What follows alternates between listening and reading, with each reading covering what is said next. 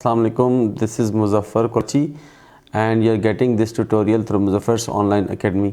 अच्छा class 100 grammatical rules हम कर रहे थे, आज हम 86 नंबर करेंगे। He had better leave than to stay. अब ये टू स्टे जो है बेसिकली ये इन्फिनेटिव के तौर पे इस्तेमाल हुआ है। इन्फिनेटिव आपको मैंने बताया था कि base form verb preceded by two, उसको हम बोलते हैं इन्फिनेटिव। जैसे हम इसको बोल सकते हैं टू हिट, ये इन्फिनेटिव है, ठीक है। टू लाइक ये इन्फिनेटिव है, टू प्ले ये इन्फिनेटिव है, ये सारे इन्फिनेटिव है ना, ठीक है। क्यों? क्योंकि यहाँ पे वर्ब की बेस फॉर्म में फर्स्ट फॉर्म है, उससे पहले टू आ रहा है। इन सबको हम क्या बोलते हैं? इन्फिनेटिव, ठीक है। अब कुछ इन्फिनेटिव ऐसे होते हैं जिसको हम बोलते हैं बेयर इन्फिनेटिव। बेयर इन्फिनेटिव, अब बेयर इन्फिनेटिव क्या होता है? उसमें टू नहीं आता, उसमें टू नहीं आता। तो ये जो जहाँ पे भी आपको ये देन मिल जाएगा, देन इसके बाद आपको बेयर इन्फिनेटिव लगाना होता है, ठीक है। यहाँ पे आएगा he had better leave than to stay. अब देन आ गया, यहाँ पे टू स्टे नहीं आएगा, तो यहाँ पे क्या आना चाहिए? तो सिर्फ स्टे आना चाहिए। ये जवाब जो सही होगा ना वो होगा स्टे। टू हट जाएगा, ठीक है। टू क्यों हट जाएगा? क्योंकि ये रूल है कि देन जो है उसके बाद बेयर इन्फिनेटिव आता है और बेयर इन्फिनेटिव में टू लगता ही नहीं है। तो जुमला क्या हो जाएगा? He had better leave than stay. सही है, आगे चलते हैं। He did nothing but to weep. अब इसी तरह ये जो बट है यहाँ पे, ये बट यहाँ पे एज अ प्रीपोजिशन इस्तेमाल हुआ है। वैसे नॉर्मली क्या होता है? बट एज अ कंजक्शन इस्तेमाल होता है ना। कंजक्शन मतलब दो जुमलों को जो मिलाता है, पर यहाँ पे बट जो है एज अ प्रीपोजिशन इस्तेमाल हुआ है। जब बट एज अ प्रीपोजिशन आता है तो अगेन फिर टू वीप नहीं आएगा, बल्कि क्या आ जाएगा? वीप आएगा। क्योंकि बट जहाँ पे भी एज अ प्रीपोजिशन आएगा, आगे फिर वही ऊपर वाला रूल अप्लाई होगा कि बेयर इन्फिनेटिव आएगा। तो दो रूल्स बेसिकली आपने याद करना है। एक देन वाला कि देन के बाद बेयर इन्फिनेटिव आता है, दूसरा बट जब एज अ प्रीपोजिशन इस्तेमाल हो उसके बाद भी बेयर इन्फिनेटिव इस्तेमाल होता है। ये दो रूल याद करने। उसके बाद है आई नो टू ड्राइव। अब नो जो वर्ड है, नो के पीछे याद रखें कि आपको कुछ वर्ड्स ऐड करने पड़ते हैं। जैसे कि आप हाउ लगा दें, ठीक है, आप वेयर लगा दें, आप वेन लगा दें, ठीक है। ऐसे डायरेक्ट टू ड्राइव नहीं आएगा।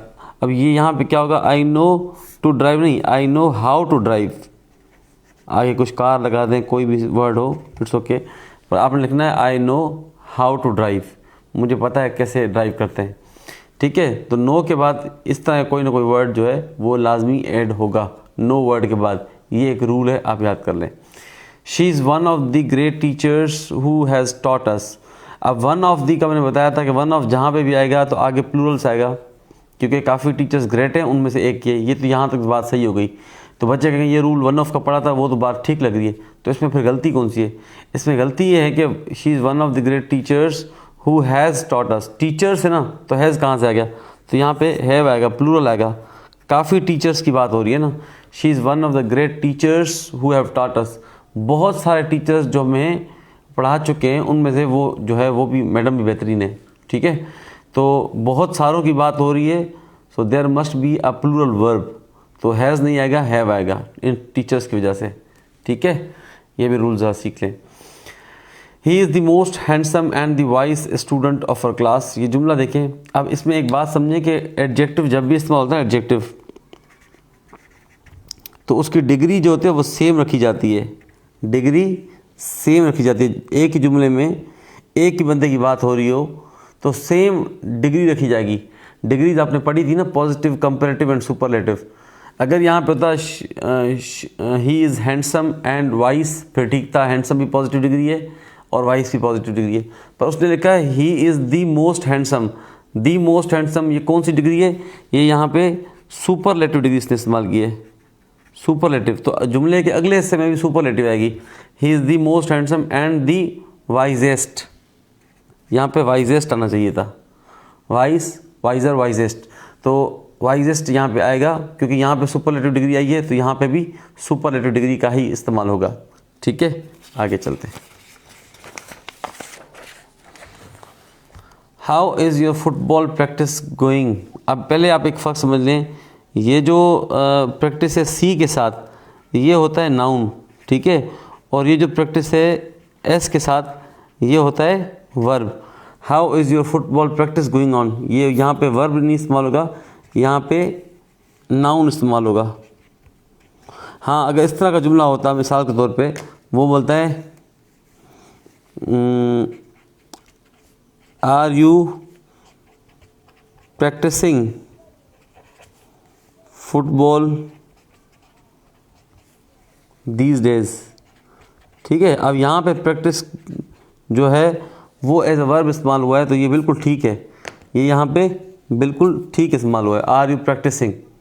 ठीक है, तो एज अ वर्ब यहाँ पे इस्तेमाल हुआ है ना, एज अ वर्ब आएगा तो उसमें एस आएगा, एज अ नाउन इस्तेमाल होगा तो उसमें सी आएगा। अब कुछ बच्चों का ये क्वेश्चन होगा कि सब पता कैसे चले कि नाउन है कि वर्ब है। तो वर्ब तो एक तो ये डिटेल लेक्चर जो वर्ब और नाउन वाला आएगा उसमें समझाएंगे, मगर इस लम्हे ये समझ लें कि आपको पहले तो ये पता हो कि नाउन कौन सा है, वर्ब कौन सा है। दूसरी बात आपको पता हो जो चीज़ वर्ब होती है ना वो सामने उसमें नज़र भी आ रहा होता है। जैसे फुटबॉल प्रैक्टिस है तो यहाँ पे दोनों नाउन के तौर पे इस्तेमाल है, गोइंग यहाँ पे वर्ब है, और यहाँ पे आर यू प्रैक्टिसिंग डायरेक्टली ये वर्ब है ना, इसमें इंग फॉर्म भी लगी हुई है। ठीक है, तो ये आपको या तो फिर वर्ब और नाउन वाला पूरा लेक्चर सुन लें, या फिर यहाँ पे आपको इससे भी अंदाज़ा हो सकता है। Thank you for your valuable advice. आप देखें ना, वैल्यूएबल क्या है, ये एडजेक्टिव है ना, एडजेक्टिव के बाद नाउन इस्तेमाल होता है, नाउन, यहाँ पे नाउन आना चाहिए। तो यही रूल है, ये ADVICE ये नाउन है, ADVISE ये वर्ब है। ठीक है, अब देख लें कि यहाँ पे नाउन आना चाहिए था ना, नाउन कौन सा है, सी वाला है, तो यहाँ पे क्या लिखा है ADVISE वर्ब लगा हुआ है, तो ये गलत हो जाएगा। तो यहाँ पे आपको क्या लगाना चाहिए, यहाँ पे आपको लगाना चाहिए एडवाइस, क्योंकि एडवाइस नाउन है, ये नाउन। ठीक है, ये वर्ब है। ठीक है, ये मालूम आपको कैसे हो सकता है कि नाउन इस्तेमाल हुआ है। तो ये भी एक रूल होता है कि नाउन से पहले जो है ना वो एडजेक्टिव आता है, क्योंकि वो एडजेक्टिव जो है नाउन की मीनिंग में इजाफा करता है। ठीक है, अब इन सब ये क्योंकि जॉब प्रिपरेशन का पोर्शन हम कर रहे हैं ना, जो बेसिक कोर्स है वो अभी हम आगे करेंगे, तो ये सारी चीज़ें हम पहले कवर करवा लेते हैं और आखिर में ये करवाते हैं, तो फिर चीज़ों का बैकग्राउंड भी होता है कि यार ये कैसे एडजेक्टिव हो गया, ये कैसे हो गया, सारी चीज़ें। पर क्योंकि बच्चों के टेस्ट सामने है इसलिए हम पहले ये पोर्शन करवा रहे हैं, तो परेशान ना हो। जैसे आप वो आगे नेक्स्ट वीक से वो स्टार्ट हो जाएगा ना बेसिक कोर्स, वो सारे ये टॉपिक्स कंडीशनल्स और सारे टॉपिक्स आपके कवर हो जाएंगे, तो आपको ये सारी बातें फिर ज़्यादा अच्छे से समझ में आएंगी। लेट शी डू इट, एक बात याद रखें, लेट और बिटवीन ये दो वर्ड आपने ध्यान रखने, लेट और बिटवीन, इनके बाद आपका ऑब्जेक्टिव केस इस्तेमाल होता है। ऑब्जेक्टिव केस वो प्रोनाउन में केसेस पढ़े थे ना हमने, subjective case, possessive case, objective case. जैसे आई सब्जेक्टिव केस है, माई उसका पॉसेसिव केस है, मी उसका ऑब्जेक्टिव केस है। इसी तरह शी जो है सब्जेक्टिव केस है, और जो है उसका हर उसका पॉसेसिव केस है, या हर्स, और हर ही उसका जो है ऑब्जेक्टिव केस है। तो ये ऑब्जेक्टिव केस सबने अपने पढ़े में प्रोनाउन में। तो ये दो वर्ड है लेट और बिटवीन, इन दोनों के बाद हमेशा ऑब्जेक्टिव केस आता है। Let she do it, she क्या सब्जेक्टिव केस है, यहाँ पे ये गलती है, तो क्या आना चाहिए, लेट हर डू इट। ठीक है, लेट हर डू इट। यहाँ हम बोलते हैं let me try this, let me try this. ये मी जो है ऑब्जेक्टिव केस है ना, तो सही इस्तेमाल हुआ है। तो इसी तरह between you and me you are more talented, अब दोनों ही ऑब्जेक्टिव केस हैं। ठीक है, तो बिटवीन में भी इस तरह ऑब्जेक्टिव केस आता है और लेट में भी ऑब्जेक्टिव केस आता है। Why do you want me to meet him again, I have already met him on yesterday. तो मुझसे क्यों चाहते हो कि मैं दोबारा उससे मिलूँ, मैं उससे पहले ही कल मिल चुका हूँ। अब यहाँ पे गलती क्या है, इन्होंने यहाँ पे ऑन लगा दिया है। ये आप एक चीज़ याद कर लें कि today, tomorrow, day after tomorrow या यस्टरडे, इन सब के साथ जो है ना कोई भी जो है प्रीपोजिशन इस्तेमाल नहीं होता, प्रीपोजिशन इस्तेमाल नहीं होता। तो I have already met him yesterday, इस तरह टुडे आता, टुमारो आता, डे आफ्टर टुमारो आता, तो कुछ भी आता ना, तो उनमें आपको प्रीपोजिशन इस्तेमाल नहीं करना होता। अच्छा, ईयर बोलते हैं साल को, येस्टर ईयर बोलते हैं पिछले साल को। ये एक्स्ट्रा पॉइंट जहन में आ गई, मैंने बता दूं, जो पिछला साल तक गुजर गया ना उसको हम बोलते हैं येस्टर ईयर। ठीक है, चलिए कितने पॉइंट्स आपके हो गए? आपके 94 पॉइंट्स हो गए। आप लोग ये लेक्चर्स अटेंड कर लें और फिर जो है मैं आपको वो देता हूँ, बाकी लेक्चर भी देता हूँ। और जब 100 रूल्स पूरे हो जाएंगे तो इनकी मैं एक ही PDF फाइल बना के ना, तस्वीर बना के वो मैडम को भेज दूँगा, वो आपको शेयर कर देंगी। ठीक है, इंशाल्लाह सी यू टुमारो।